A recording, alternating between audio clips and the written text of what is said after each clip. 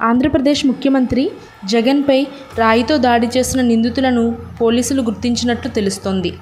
ఈ దాడికి పాల్పడ్డ యువకుడితో పాటు మొత్తం 5గురిని అదుపులోకి తీసుకుని విచారిస్తున్నట్లు సమాచారం. అయితే దీనిపై విజయవాడ పోలీసులు ఎలాంటి అధికారిక ప్రకటన చేయలేదు.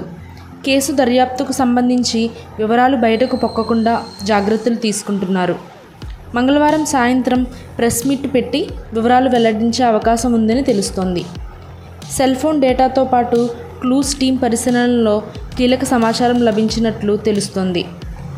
ముఖ్యమంత్రిపై దాడి చేసింది వడ్డెర కాలనీకి చెందిన సతీష్ కుమార్ అలియాస్ సత్తిగా పోలీసులు గుర్తించినట్లు సమాచారం. ఫుట్పాత్పై వేసే టైల్స్లో విరిగిన ముక్కను జేబులో పెట్టుకొని వచ్చిన సత్తి సడన్గా సీఎం పైకి ఆ రాయిని విసిరినట్లు తెలుస్తోంది.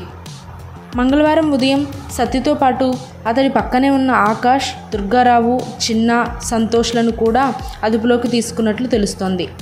కాగా సీఎంపై దాడికి కారణమేంటనే వివరాలు కానీ, దాడి వెనుక రాజకీయ పార్టీల హస్తం ఉందా అనే విషయం కానీ బయటకు రాలేదు.